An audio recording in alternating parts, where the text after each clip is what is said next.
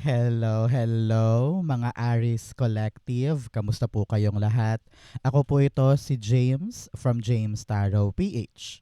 Ito po ang inyong bonus reading para po sa inyong July 2026, The Wheel of Your Fortune reading. Ngayon araw ay tayo po ay magbabasa para po sa iba't ibang aspeto ng buhay mo. Mamaya i-explain ko yan. But first, ihanda mo na Aris ang yung isang tanong para po sa ating isang tanong, isang sagot. Kung meron po kayong pangmalakasang one question, hawakan nyo po yan at sa dulo po, atin po yung babasahin using these cards. Okay, let's begin. Inhale and exhale. Holy Spirit, Spirit Guides, guide us for today. Your cards for the month. This is yourself. Wow, beautiful. In the area of your wealth, nice, nice, nice. In the area of your family, beautiful. In the area of what you will receive, in the area of your well-being, in the area of love, in the area of your career, beautiful. In the area of your friends. At ang future mo, eto po yun. Nako, mamaya ay babasahin natin siya kung ano man lalamanin yan. But first, thank you muna mga mahal kong Aries for not skipping your ads. Ganon din po sa mga nagla-like, nagsha-share, nagko-comment. Nako, malaking tulong po yan. So keep on supporting me. Hello, hello po sa mga new subscribers natin. Welcome po sa ating channel. So, in the background of your reading, meron kang the Lover's card. Okay? This time, Aries, pinapayuhan ka ng iyong spirit guides kung talagang nais mong swertehin in your aspect of your life. Kailangan daw sigurado ka sa mga papanindigan mong bagay. Ramdam na ramdam ko dito na parang kailangan mong maging committed sa mga bagay na gusto mong ipaglaban ngayon. Marami kang mga inuuna, marami kang mga pinagtutuunan ng pansin, pero ito yung panahon na kailangan mo maging seryoso para sa isang bagay. Kung meron po sa inyo naghahangad na maging swerte sa pag-ibig, this is your sign. Merong pag-ibig na talagang magbo-bloom at talagang dadapo para sa iyo. Congratulations. But for others, nakita ko dito na you will make a big, big choice na talaga magpapaabante ng fortune mo. Okay? Especially here, this is your self card, no? Ikaw ito, you have the 10 of Pentacles. Si 10 of Pentacles dito, sinasabi sa iyo Aries, na ito na yung panahon kung saan itatanim mo or gagawin mo yung mga bagay na pangmatagalan. Example, this time, seryoso ka na sa love life. Talaga matatagpuan mo na yung nag-iisang tao na mamahalin ka at talagang seryoso siya sa'yo at papagaanin niya yung buhay mo. Pwedeng ganyan. At long lasting ito ha, hindi lang to pangmadalian ko, hindi pangmatagalan. So congratulations. A long lasting, fruitful at talagang masaganang buhay pag-ibig. Congrats po. But for others, nakita ko na para gumulong yung swerte mo, ito na yung panahon kung saan magde-decide ka na para halimbawa itayo na yung negosyo, itayo na yung sideline na yan, or ibenta talaga yung nakatenggang lupa or nakatenggang bahay. Meron ka nang iniisip na pangmatagalan yung iyong um, retirement money, o balak mo nang bumili ng bigger house, o balak mo ipagawa yung bahay mo. Meron kang inaasikaso ngayon na pangmatagalan. Kaya sabi dito, ituloy-tuloy mo lang yan. Kailangan malinaw sa'yo kung ano yung importansya nitong bagay na inaasikaso mo para totally ibigin mo siya, panindigan mo siya para magkaroon ka na masaganang buhay moving forward. Congratulations. Clarify natin para sa'yo. Siya nga pala mga Aries, ano ba yung pangarap mo para sa iyong sarili? Para sa iyo ha, hindi para sa ibang tao. Ano yung pangarap mong gusto mong makuha ngayon for yourself? I-comment mo nga, pag-usapan natin at talagang matutupad yan para sa iyo. Okay? 10 of Pentacles, the Knight of Wands. Uy, uy, uy. Sinasabi dito na meron ka talagang isang magandang balita, no? This time. Example, ikaw ay naghihintay na sana mabili na yung lupa namin. Sana matapos na yung usapin sa mana. Sana yung kliyente ko bumili talaga siya ng lupa sa akin. So parang meron kang hinihintay na magandang balita tungkol sa isang bagay na talagang magarbo, malaki, no? Kung ano man tong hinihintay mo na alam mo na kapag nakuha mo today or this month ay talaga namang magtutulay-tulay para sa pangmalakihang biyaya. So congratulations, it will arrive kaya mag-rejoice, mag-rejoice. It will be good para sa'yo. Congrats po. Okay?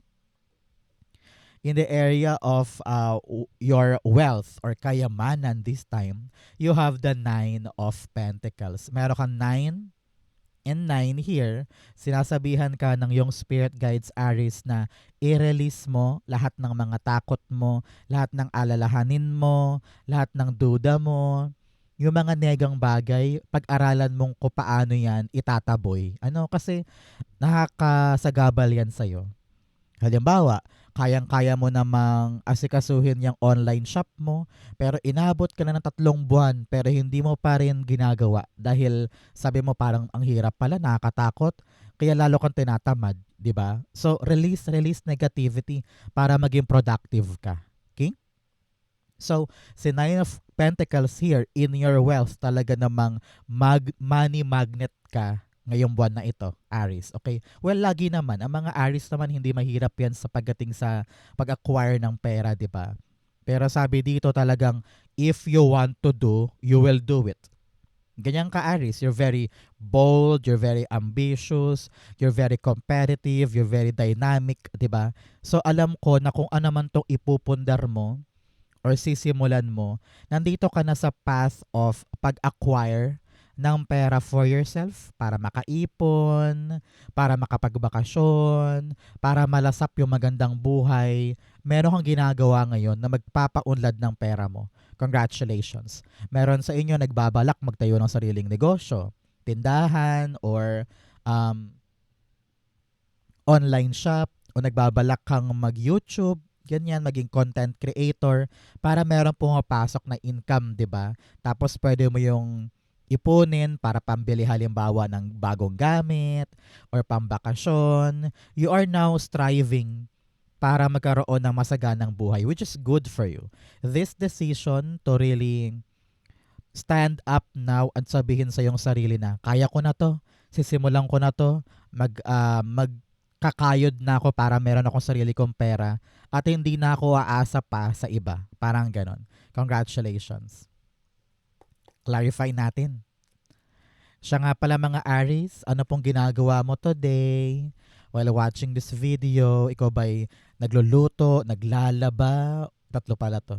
O ikaw ba ay ready nang matulog at pinapanood mo lang tong ating reading? Comment po kayo sa baba. The Nine of Pentacles, the Sun card. Yes, yes, yes. Happy, happy, happy time pagdating sa pera. Naku. Napakaganda nito para sa'yo. You are now really, really having this happy, happy news.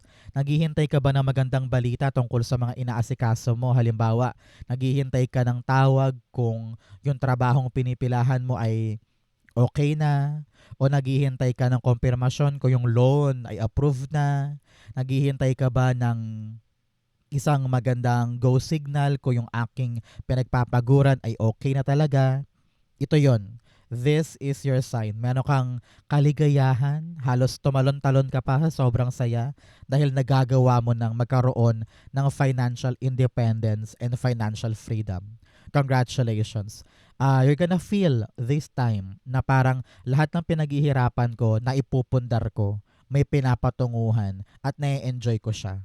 Narinig ko rin dito, go out, take a vacation, treat your family, treat yourself, no? Bumili ka ng mga bagay na gusto mo for yourself dahil karapatan mo naman yan, deserve mo yan dahil pinagpaguran mo yan. Congratulations. In the area of what your family is having right now, you have justice. Alam mo, narinig ko dito na parang kinukuha mo na yung hustisya para sa iyong sarili. Kung dati parang ikaw yung breadwinner, ikaw lahat gumagastos, ikaw lahat ang nagbibigay, parang ngayon, parang ready ka na bigyan naman ng pagkakataon yung sarili mo na hustisya to for myself, I'm gonna treat myself, I'm gonna buy things for myself, deserve ko naman to siguro. So parang binabalanse mo ngayon yung equal give and take. Hindi ka lang bigay ng bigay, ako din, gusto ko rin magkaroon ng pansarili ko. Parang ganon. For others dyan, for other Aries dyan, nakita ko dito kung meron namang mga legal things tungkol sa family. Halimbawa, yung bahay ninyo, nakasangla or merong mga dapat bayaran, merong mga dapat ayusin sa mga taxes or loans, ganyan. Sabi dito magagawan na ng paraan ngayon. No? Makakahanap na kayo ng solusyon kung ano man tong mga issue sa pampamilya, liliwanag na yung mga pag-uusap, no?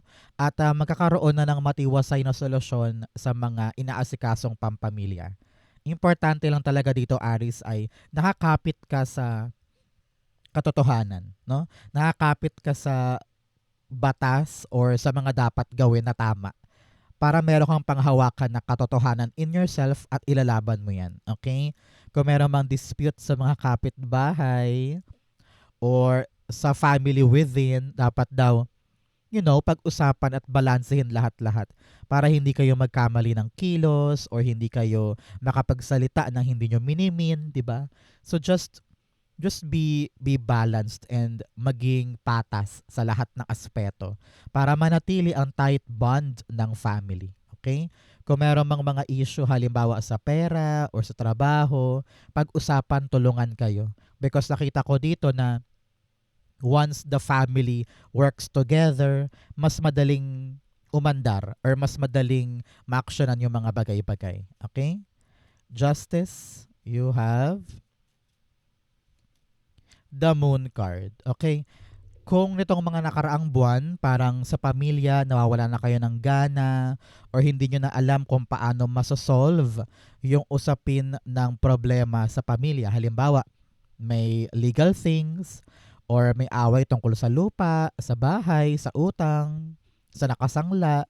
Alam ko na parang nalulunod ka na sa problema ngayon na parang paano ba to, paano ba to, paano ba to. Pero huwag ka mag-alala, darating ngayon yung magpapaahon sa'yo. Merong malaking solusyon na mapipick up mo ngayon na magpapalusaw sa mga yan. Congrats po, antabayanan mo yan. The answer will come and the right opportunity or right solution will come para makaahon ka na dyan at talagang makabawi ka na sa mga problemang pampamilya. Kung wala pang sagot ngayon, manalig ka, it will come. Okay? In the area of what you will receive, meron kang the Three of Pentacles. Naku, naku, naku, naku. Napakaganda. Ngayong time na ito, maraming tutulong sa'yo. Okay? Yung tulong na ito ang magpapagaan or magpapaliwanag ng mga kinakaharap mong issue, problema, or kaguluhan sa iyong buhay. Sabi dito, kailangan mong buksan ng iyong sarili sa mga taong alam mong mapagkakatiwalaan. Alam mo na talagang merong diskarte sa buhay na tutulungan ka, gagabayan ka, or pakikinggan ka para magets mo kung ano ba yung mga dapat kong gawin, para matimbang ko yung options ko, para yung dating malabo ay hindi na malabo. Ano?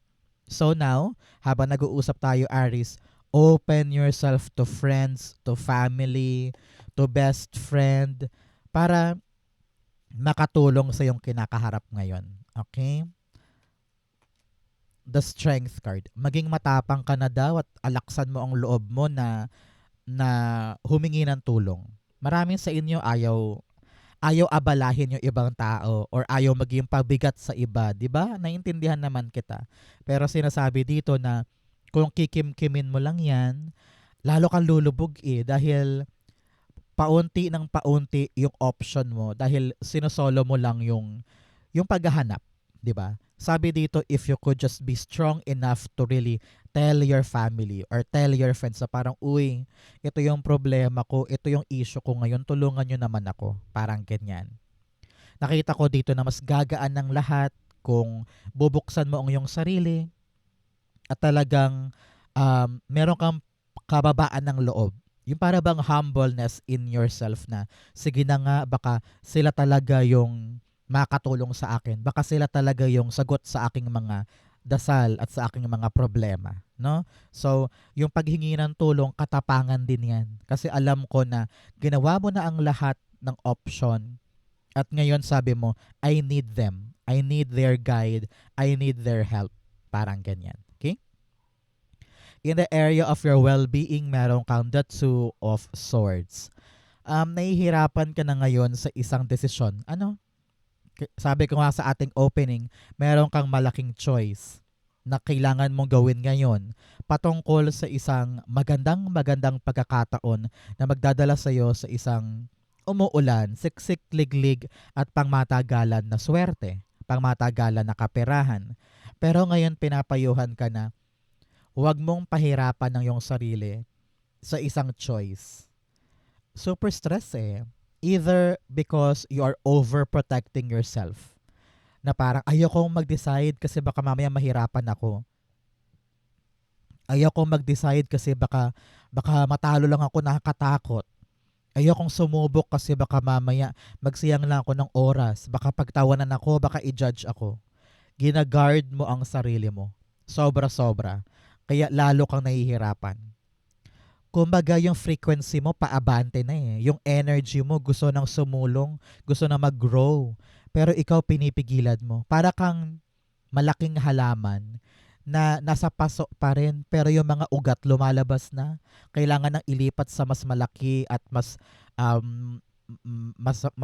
healthy na lupa, 'di ba? So ikaw parang ganun ka eh. Pinipigilan mo ang sarili mo na mag-expand or mag-grow at mag-decide. Panahon to for you, Aries, talaga na pag-aani ng mental health mo.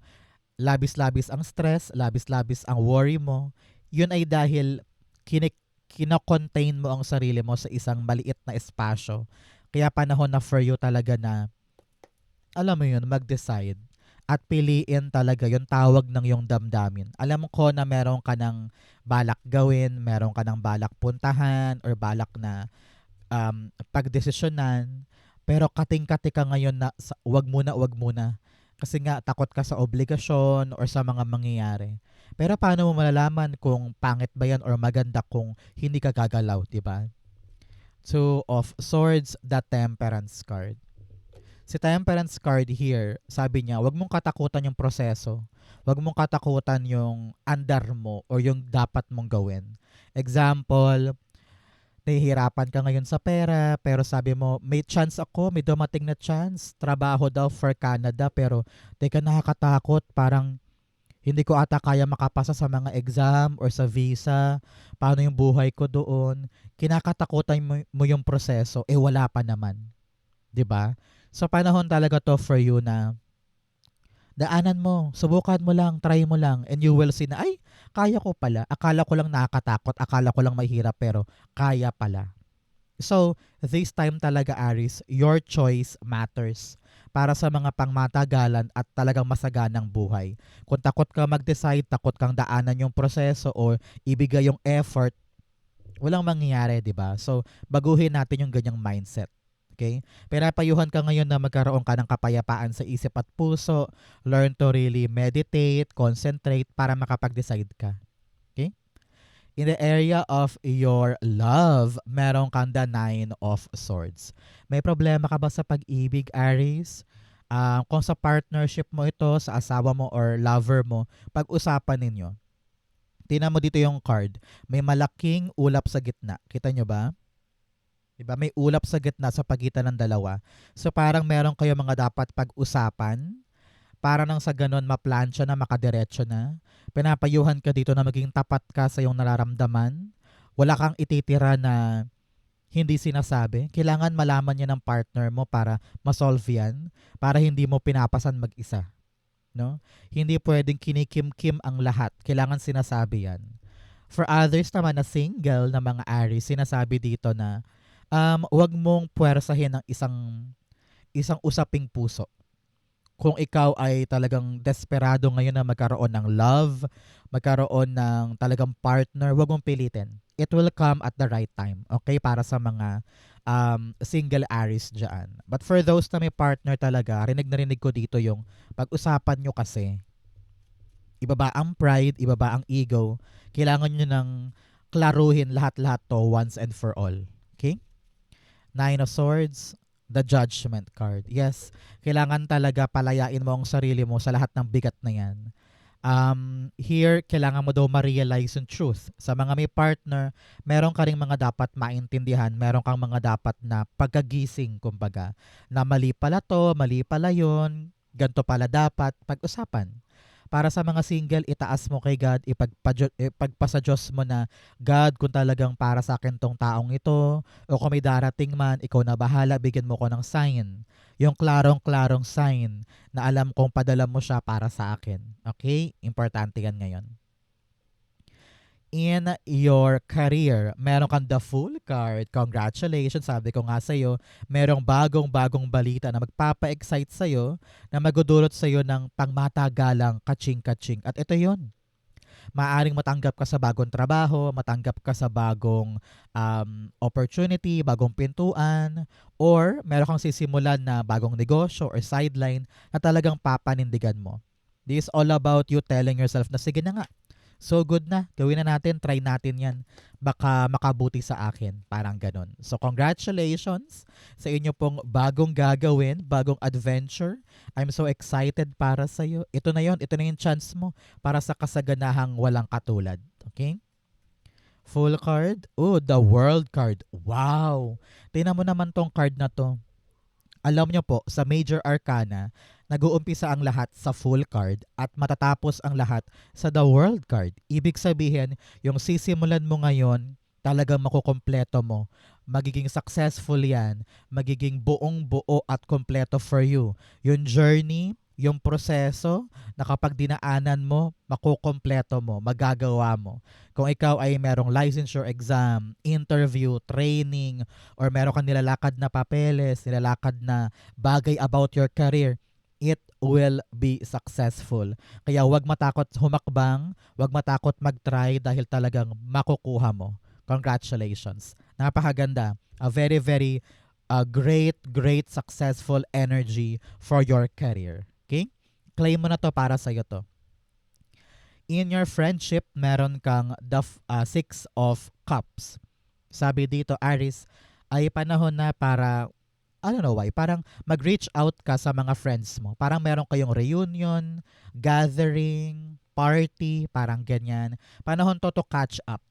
Para ma-feel mo ulit yung mga panahong bata ka pa, no? Maaring online, kwentuhan kayo sa GC, ganyan, because it will make you feel good. Magbabalik tanaw ka sa mga nakaraan ninyo, sa mga panahong simple lang ang buhay, di ba? So, let yourself reminisce with your friends today. Okay? So, kontakin mo na sila, kayo, reunion.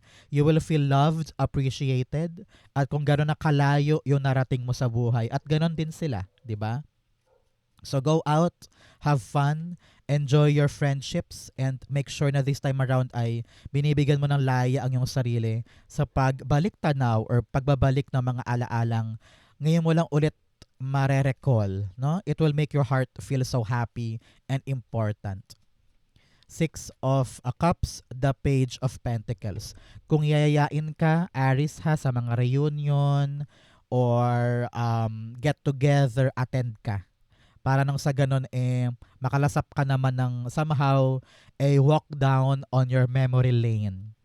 For others, para sa ibang Aries naman dyan, kung meron ka mang kaaway na kaibigan, pag-usapan na, i-prioritize na, magkaroon kayo ng reconciliation para makagaan yan sa pakiramdam mo at makapag-focus ka na sa ibang bagay na importante. Okay?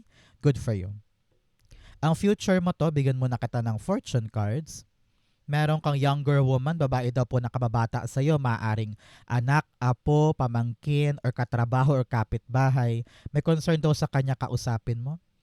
September, meron ba kayo mga Aries special occasion kapag Setyembre? Halimbawa, birthday ng kapatid, ng anak, ng apo, ng kapitbahay, or anniversary, no? Kung meron po, ibig sabihin, this reading is for you. Pero kung wala naman, meron daw po kayong milestone pagdating ng Setyembre.